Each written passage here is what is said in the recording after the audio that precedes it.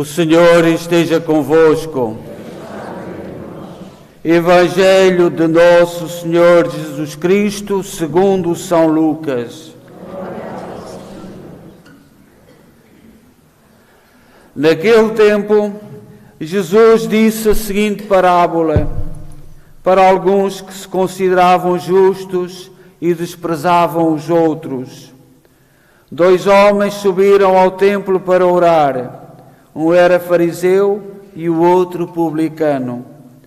O fariseu de pé orava assim: Meu Deus, dou-vos graças por não ser como os outros homens, que são ladrões, injustos e adúlteros, nem como este publicano.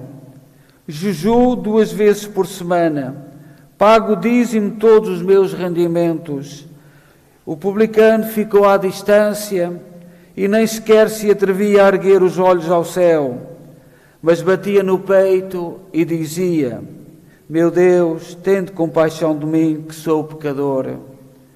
Eu vos digo que este desceu justificado para a sua casa e o outro não.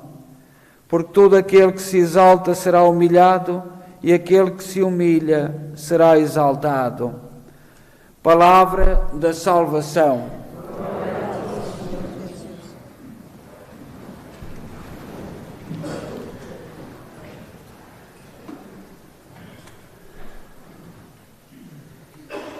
Caríssimas irmãs e irmãos, como era tradição na nossa comunidade, ao domingo, pronunciar os nomes dos nossos irmãos que ao longo destes 45 anos da nossa história foram para a casa do Pai e que nós, muitos deles, iremos depois da missa visitar ao cemitério. Em 1991, José Raposo Sousa. Em 1997, Gabriel Melo Pereira. 2005, Diolinda Lindo Muniz Furtado. 2011, João Luís da Silva. 2012, Simas Raposo. 2019, Eduardo Monte Bastos. 2015, Miguel Cordeiro do Rego. 2024, Mercedes Maria Cordeiro. E lembremos também José Mendes, pais e sogros de Georgina Amorim, e Rosa Macedo, pais e sogros. Esta Eucaristia, eu gostaria que fosse a ação de graças, dizer obrigado, thank you, muitas graças a todos, por sermos irmãos na fé, por caminharmos em direção ao alto. E hoje o evangelista de São Lucas conta-nos uma parábola que Jesus contou para explicar como se deve rezar. Nesta parábola há 2 personagens contrárias, contrastantes, e nós compreendemos bem o que é que Jesus nos está a explicar. Mas somos chamados a deixar de parte as ideias pré-concebidas, os julgamentos uns dos outros. Nesta parábola, Jesus tenta dizer que o fariseu não é mau de todo, mas o publicano é bom, porque é humilde, reconhece os seus erros. Os fariseus tinham e têm má reputação. Devemos reconhecer que entre eles havia pessoas que guardavam a lei, gostavam muito da lei, não eram ladrões, não eram injustos, não eram adúlteros, eram bons cidadãos, pessoas muito bem identificada com as regras e as leis da sociedade. Tal qual como os dias de hoje, nós vemos muita gente, muito bons cidadãos, com normas e regras para tudo, para os outros, e que julgam nós da Igreja, aqueles que nos mantivemos fiéis à Igreja, às vezes somos julgados pelos critérios do mundo, com leis morais que nem sequer entendemos. Tudo está bem, tudo está certo, tudo está correto, e para o cristão não é bem assim.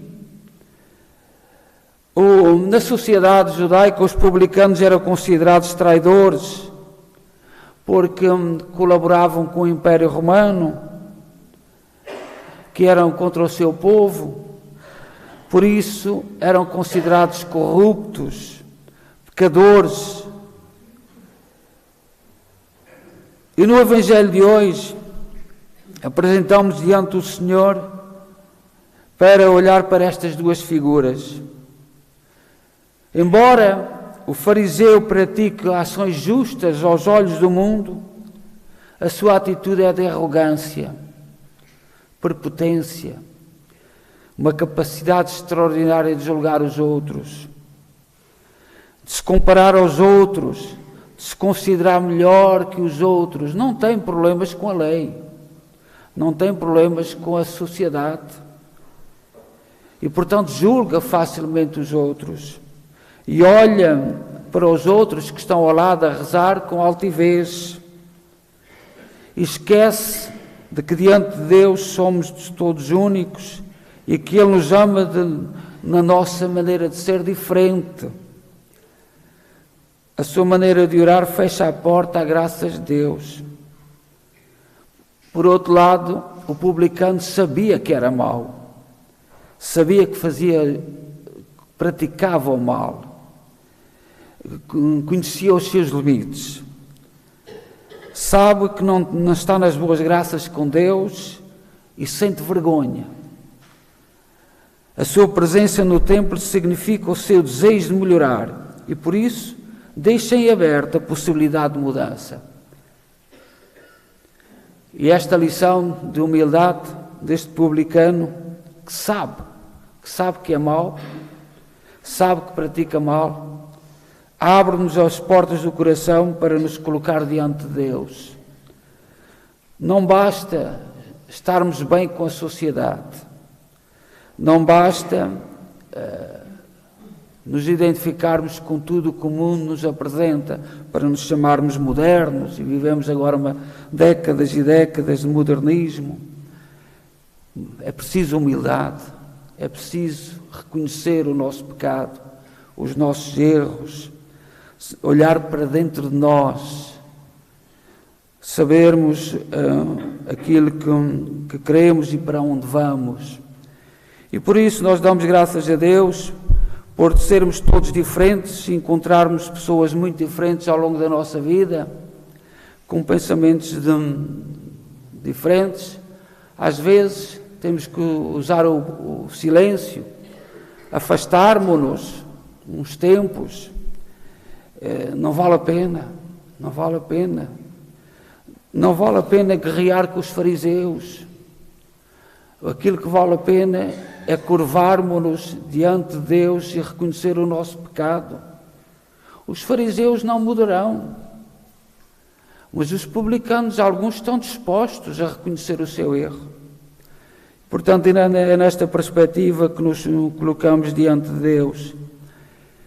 Eu dou graças a Deus e nós daqui a pouco iremos ao cemitério, antecipando os fiéis defuntos, todos aqueles que já partiram, que foram da nossa comunidade, dizer obrigado por tudo aquilo que herdamos, tudo aquilo que eles nos deixaram, e que nos ajuda a não esquecer que esta casa foi fundada no alicerce da fé. Foi na fé que os portugueses, os primeiros humildes, fundaram esta casa, tanto o salão como a igreja. Eu gosto também de dizer que há dois pilares desta casa: a liberdade, que os jovens gritam para aí com liberdade, liberdade, a liberdade para conviver, liberdade para rezarmos, liberdade para sermos na nossa cultura, a nossa maneira de ser, e a liberdade que os canadianos daquela época deram aos portugueses. Não podemos calar isto. É algo que nós temos que louvar a Deus. Liberdade de um lado e liberdade do outro. Os portugueses queriam liberdade, eram gente humilde, gente muito simples, e tiveram liberdade. Demos graças a Deus. Vemos por todo lado hoje maneiras muito democráticas de ir tirando a liberdade. E como português e como portuguesas, eu dou graças a Deus por este testemunho. É um testemunho grandioso. E depois a fé. E quem tem fé sabe quando deve calar. Às vezes, nas discussões, a nossa voz tem que se ouvir mais alto. Não foi assim que os nossos antepassados fizeram. Souberam-se calar. E às vezes o silêncio é muito mais importante do que a grande algazarra, as grandes maneiras de impor a nossa maneira de ser. Olhai que na nossa sociedade há para aí grupos que quando saem à rua é para partir tudo. A voz deles tem que ser ouvida. E o que é que está a fazer na sociedade? Fugir deles. Não podemos, partem tudo. Gritam e partem. Gritam e partem. E precisamos, como publicanos humildes, reconhecer que não é por aí. Não é por aí. E para terminar, eu sei como vós que há um perigo aqui nesta instituição e levo no meu coração um perigo de alguns jovens olharem para o salão e esquecerem-se da igreja. Há esse perigo aí. Não é de agora, mas é um perigo que nos deve assustar. Esta casa foi instituída na fé. O alicerce era a fé. E a mim assusta, me leva no coração essa preocupação. Sim, o salão é grandioso, é muito bonito, tem muitas condições, graças a Deus os sacrifícios todos que eu vi fazer para ter aquelas condições, mas a fé, a igreja, onde rezamos, onde nos joelhamos, hoje era muito importante que os filhos, que as crianças vissem os pais de joelhos. Não é de pé, é de joelhos. Os filhos precisam de ver os pais de joelhos. E hoje as famílias não ajoelham. E, portanto, não nos esqueçamos da igreja. É com muita preocupação que levo isto no meu coração. Sei que daqui mais de 5 anos, mais 10 anos, quem lutaria pela igreja? Foi um desses meus raciocínios que eu fiz. Quem é que daqui a 5 anos ou 10 lutaria pela igreja? Não sei se errei, não sei se acertei, mas foi por isso. Está na hora, os mais novos, filhos de boas famílias, dos pais e mães que nós vamos visitar daqui a pouco ao cemitério, está na hora de ajoelhar, de reconhecer que somos simples, que somos pobres. E eu assustei-me. A determinada altura sei que muita gente não compreenderá, nem certamente algumas autoridades inglesas não compreenderão a atitude, mas daqui a 5 ou 10 anos, quem é que lutaria pela igreja para que aquela porta se continuasse a abrir? Foi esse susto, foi esse medo que me fez em humildade e por amor a esta comunidade que é grandiosa, que merece o maior respeito, que merece a maior consideração. Foi por isso que, olhando para o futuro, e confio confio aos mais novos. Eu tenho conhecido filhos e netos de portugueses muito bons. Alguns andam por aí muito envergonhados, andam aí com uma fé envergonhada que não se compreende muito bem, mas eu acredito que vai chegar o tempo. Mas também não, os outros, aqueles que ainda estão no pedestal de fariseísmo, aqueles que ainda foram colocados no pedestal de fariseísmo, olhem para o lado, olhem para os pobres publicanos que nunca abandonaram esta igreja. Tanto se diz contra aqueles que vêm à igreja. O que é isso? Senão este fariseu. Aquilo que se diz contra aqueles que se atrevem a vir à igreja. Que diferença há entre isso e as atitudes do fariseu? Deixo isto à vossa consideração e que Deus nos abençoe. E eu acredito profundamente num futuro muito belo desta comunidade. Está na hora de voltarmos para Deus. Está na hora de voltarmos para a igreja e não querermos, para agradar ao mundo, ser como o fariseu no seu pedestal de ideias, no seu pedestal de grandeza. Deixamos um bocadinho quem se sente fariseu como o fariseu do Evangelho. Seja louvado nosso Senhor Jesus Cristo.